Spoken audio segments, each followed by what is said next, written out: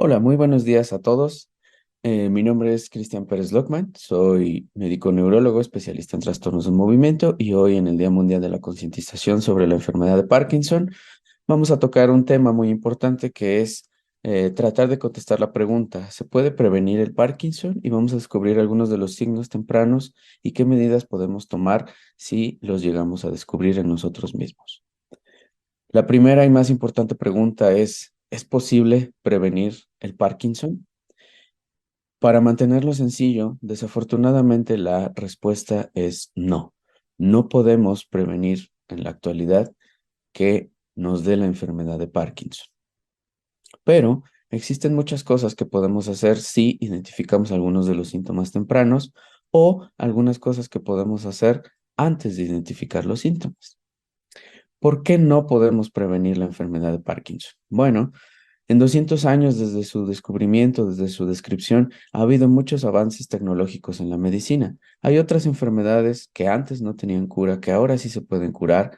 Ha habido muchos estudios nuevos, ha habido muchos inventos y nuevas tecnologías que nos han ayudado a mejorar nuestra salud. No solo eso, sino cosas que antes sonaban futuristas, pero que ahora ya están tangibles como la inteligencia artificial o la realidad virtual nos han permitido avanzar en nuestro mundo de muchas formas. Pero a pesar de todos esos avances tecnológicos, aún no hemos sido posibles de descubrir qué es lo que causa la enfermedad de Parkinson, quién es el culpable. Desafortunadamente, algunas de estas preguntas aún no tienen respuesta. No hemos podido encontrar estas piezas del rompecabezas que son en realidad las más importantes. Si llegáramos a descubrir qué es lo que lo causa o quién es el culpable, podríamos comenzar a investigar alguna forma de prevenirlo, pero desafortunadamente todavía no tenemos una respuesta a estas preguntas. Entonces, aún no es posible tener algún tratamiento, una pastilla, una cápsula, algún tipo de vacuna o algún tipo de inyección, algún tipo de cirugía o procedimiento que nos pueda ayudar a prevenirlo. Hay muchos tratamientos para la enfermedad que pueden aliviar los síntomas, pero desafortunadamente no hay alguno que nos pueda ayudar a prevenirlo. Entonces, estamos investigando constantemente. Todos los días se prueban nuevas terapias, todos los días se prueban nuevas teorías, todos los días se hacen nuevas investigaciones para tratar de encontrar una respuesta a estas preguntas. ¿Quién es el culpable o quién lo causa? Y obteniendo unas respuestas a estas preguntas, poder tratar de desarrollar algo que nos pudiera ayudar a prevenirlo. Es muy importante no perder la esperanza. Todos los días hacemos investigación, todos los días estamos tratando de llegar a estas respuestas para así brindar esperanza a los pacientes y a los familiares con esta enfermedad. Entonces, ¿qué es lo que sí podría hacer? Si no puedo prevenir la enfermedad de Parkinson, ¿qué sí puedo hacer para mejorar mis posibilidades? ¿Qué sí puedo hacer para tener un tratamiento temprano? Bueno, hay dos cosas muy importantes que tenemos que tener en cuenta. La existencia de los factores protectores y tratar de llegar a un diagnóstico temprano. ¿Qué son los factores protectores? Bueno, los factores protectores son una serie de acciones que todos podemos llegar a tomar que nos ayudan a disminuir la probabilidad de padecer la enfermedad. Si bien no lo evitan al 100%, nos ayudan a disminuir las posibilidades de que esta enfermedad aparezca. Y no solo la enfermedad de Parkinson, sino también otras muchas enfermedades. ¿Cuáles son estas acciones que podemos tomar? ¿Cuáles son los principales factores protectores? Bueno, como en prácticamente todas las enfermedades, aumentar nuestra actividad física. El ejercicio es fundamental para mantener una buena salud y nos ayuda a prevenir muchísimas enfermedades. Hablando específicamente de la enfermedad de Parkinson, ¿cuál ejercicio? Ok, desafortunadamente, caminar 30 minutos al día, hacer lo mínimo indispensable no nos va a ayudar. En la enfermedad de Parkinson se ha visto que el ejercicio que nos ayuda a disminuir la probabilidad de que ésta aparezca es el ejercicio moderado a intenso. ¿Cuál es un ejercicio moderado? Bueno, si tomamos como ejemplo que lo mínimo indispensable es por lo menos caminar 30 minutos al día, un ejercicio moderado ya pasa a ser, por ejemplo, trotar, tratar de completar al menos de 5 a 10 kilómetros al día, andar en bicicleta de 10 a 15 kilómetros, hacer natación a una velocidad moderada. Algunos de estos son ejemplos de ejercicio moderado. Ejercicio intenso, bueno, ya estamos hablando de hacer senderismo, por ejemplo, de jugar un partido completo de tenis, de jugar un partido completo de fútbol, por ejemplo. Hay que tomar en cuenta que aumentar nuestra actividad física tiene que hacerse siempre en relación a nuestra capacidad física. No todos vamos a ser atletas de la noche a la mañana, pero sí podemos comenzar a tomar medidas para aumentar nuestra actividad física. Recordar que el ejercicio, para que sea considerado como un factor protector en la enfermedad de Parkinson, debe ser de moderado a intenso. Prácticamente todos los días debemos de tratar de hacer ejercicio para mejorar nuestra salud y con eso convertirlo en un factor protector que nos prevenga o disminuya las posibilidades de que padezcamos alguna enfermedad. ¿Qué otro factor protector? Algo un poco más fácil. Bueno, un factor protector que se ha encontrado para la enfermedad de Parkinson que disminuye las probabilidades de padecerlo es la ingesta de café. La ingesta de café ayuda a proteger algunas de las neuronas que se ven afectadas en la enfermedad de Parkinson. ¿Cuánto café? Bueno, para los amantes del café esto será una muy buena noticia porque se ha investigado que por lo menos de 3 a 4 tazas al día ayudan a prevenir la aparición de la enfermedad de Parkinson. Disminuyen nuestras posibilidades de que esto nos pueda suceder. ¿No me gusta el café? Bueno, afortunadamente también tenemos el té, pero tiene una particularidad. Estamos hablando de los tés que contienen grandes cantidades de cafeína. Específicamente, los dos ejemplos más principales son el té verde y el té negro. Desafortunadamente, tés que se obtienen de forma comercial en cualquier supermercado, como el té de manzanilla o el té de hierbabuena, no nos van a funcionar. Estamos hablando de tés como el té verde o el té negro. En este caso, se aumentan un poco las tazas a de 5 a 6 tazas. El café se quedan de 3 a 4 tazas al día. Aumentar el consumo de café puede ayudar a disminuir las probabilidades de padecer enfermedad de Parkinson. ¿Cuál es otro factor protector muy importante? Las vitaminas y los minerales, tener una buena alimentación siempre es la base de una buena salud. En la enfermedad de Parkinson se ha visto que la vitamina E y su poder antioxidante son muy importantes en disminuir las posibilidades de padecer enfermedad de Parkinson.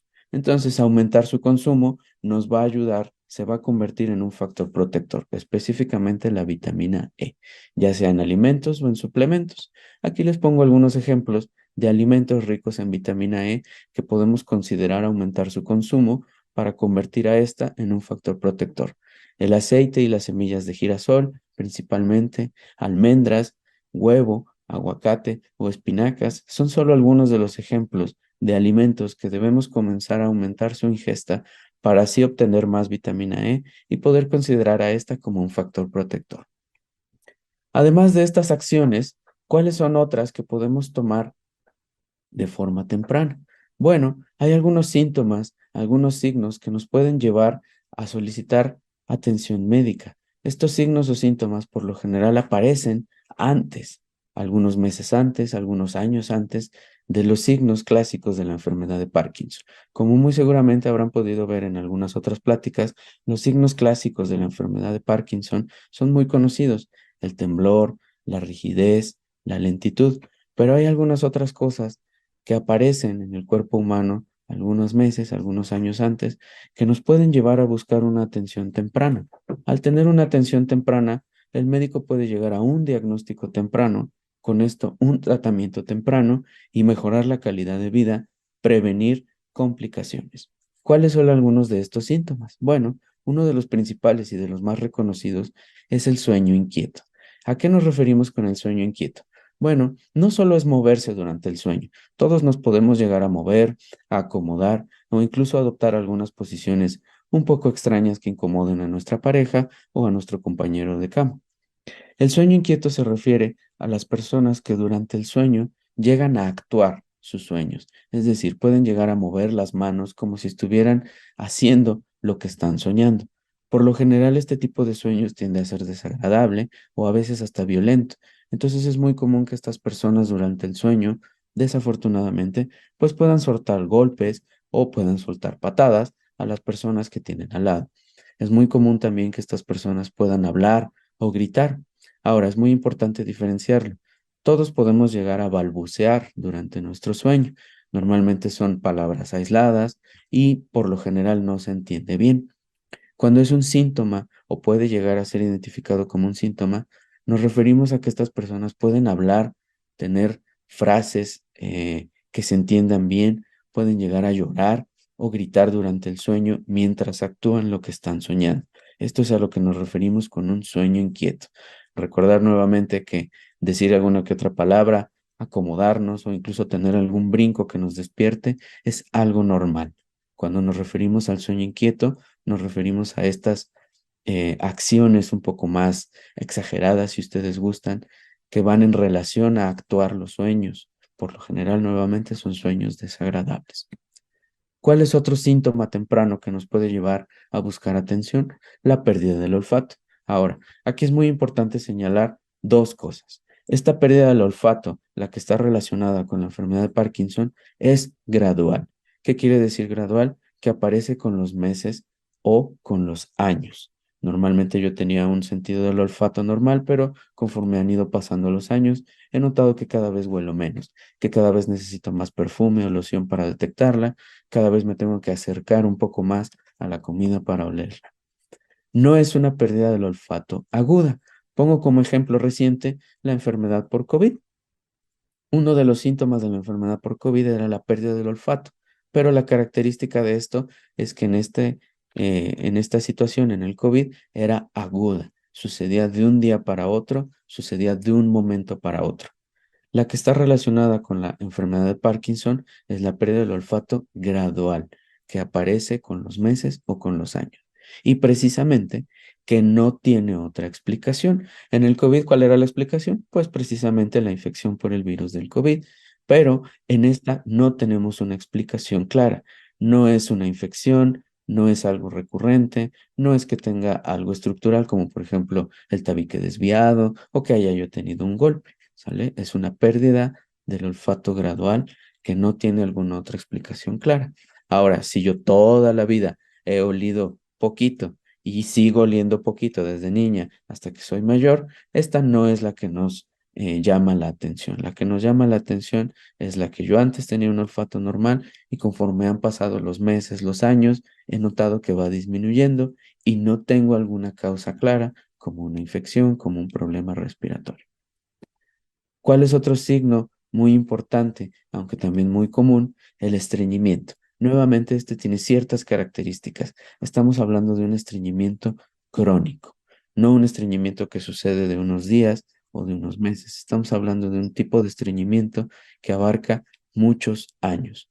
Nuevamente, que tiene una aparición gradual, es decir, que ha ido apareciendo con los meses o con los años y que a pesar de buscar atención médica o tener acciones para tratar de disminuirlo, no ha mejorado.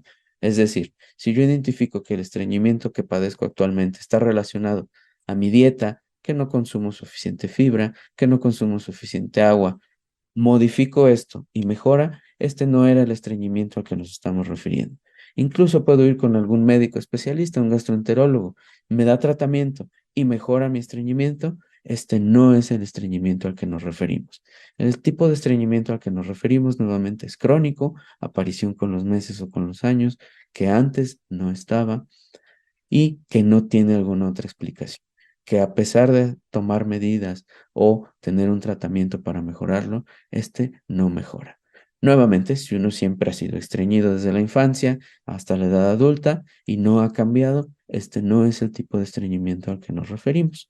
Debemos identificar su aparición gradual, su cronicidad y que no tenga alguna otra explicación, que no responda a medidas que lo hagan disminuir o incluso a tratamientos. ¿Cuáles son otros síntomas que podemos identificar de forma temprana, tal vez meses o años antes de que aparezca el temblor, la rigidez? Bueno, se ha identificado la voz tenue, la disminución del tono y del volumen de la voz. Las personas con enfermedad de Parkinson refieren que meses o años antes sus familiares nos han llegado a referir que la voz va disminuyendo de volumen, que cada vez es un poco más difícil entender las palabras, que es constantemente preguntarles cómo dijiste, qué dijiste. Las personas con enfermedades Parkinson van disminuyendo su tono y su volumen de voz. Las palabras van siendo más difícil de entender, se van juntando, no van teniendo esta capacidad de separar las palabras, mientras hablan para que se puedan entender. Otra situación es el rostro inexpresivo. Las personas que eventualmente desarrollan enfermedad de Parkinson meses o años antes pueden presentar una disminución de las expresiones faciales.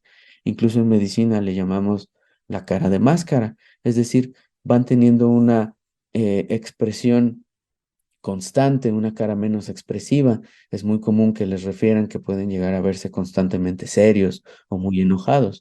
Esto es a lo que llamamos rostro inexpresivo. Algunos de estos síntomas nos pueden llevar a buscar atención médica temprana. Tener alguno de estos ya me dice que voy a padecer enfermedad de Parkinson. No, no categóricamente. Un médico especialista, un neurólogo idealmente, o un especialista en trastornos del movimiento y en enfermedad de Parkinson, tiene que evaluarlos, tiene que juntarlos, tiene que hacer varios estudios, tiene que hacer varias investigaciones, varias revisiones para tratar de identificar si alguno de estos síntomas que uno padece son de los que nos estamos refiriendo, son de los que pudieran llegar a ser eventualmente parte de la enfermedad de Parkinson. ¿Todo esto para qué es? Nuevamente, al tener un diagnóstico temprano, podemos tener un tratamiento más eficaz desde el inicio y con esto tener una mejor calidad de vida desde el inicio. Tratar de retrasar la aparición o disminuir la aparición de complicaciones. Este es el principal mensaje que queremos llevarnos de esta plática. Identificar los factores protectores, todas estas acciones que podemos hacer para mejorar nuestras probabilidades, disminuir las posibilidades de que aparezca la enfermedad de Parkinson. Si bien no es prevenible, no hay algo que yo pueda hacer para evitar que me dé, sí puedo mejorar mis posibilidades para que en caso de que me dé, tenga yo una mejor salud. Algunos de los que tocamos nuevamente, pues es el ejercicio, la ingesta de café y mejorar la ingesta de vitamina E. Identificar estos síntomas tempranos, como mencionaba, pues nos va a llevar a un diagnóstico temprano. Estos signos, estos síntomas tempranos, si los identificamos claramente, pues nos deben de hacer llevar nuestras quejas, acudir con médicos especialistas, en este caso idealmente con un neurólogo. Este diagnóstico temprano pues está basado en cosas como el sueño inquieto, nuevamente, actuar los sueños, en el estreñimiento crónico que no tenga alguna otra explicación, en la pérdida gradual del olfato a lo largo de meses o años, o en algunos otros síntomas como la cara inexpresiva o la voz tenue. Si identificamos alguno de estos, sí, los invitamos a acudir a una revisión médica. Puede ser que no sea nada preocupante, puede ser que tenga alguna explicación o algún tipo de tratamiento, pero preferimos encontrar personas con síntomas leves que no tienen mayor problema y que se pueden tratar de forma fácil, a que haya personas que tengan estos síntomas, no busquen la atención y eventualmente desarrollen el temblor, la rigidez. La enfermedad de Parkinson tiene tratamiento sintomático, son medicamentos, son terapias, son cirugías que están orientadas a disminuir los síntomas. Pero es muy importante recordar que desafortunadamente y a pesar de toda la tecnología que tenemos disponible, aún no podemos encontrar una causa y por lo tanto una cura. No es algo prevenible, pero tenemos muchas estrategias para mejorar nuestra calidad de vida y nuestras posibilidades de que nos vaya un poco mejor en caso de que padezcamos la enfermedad.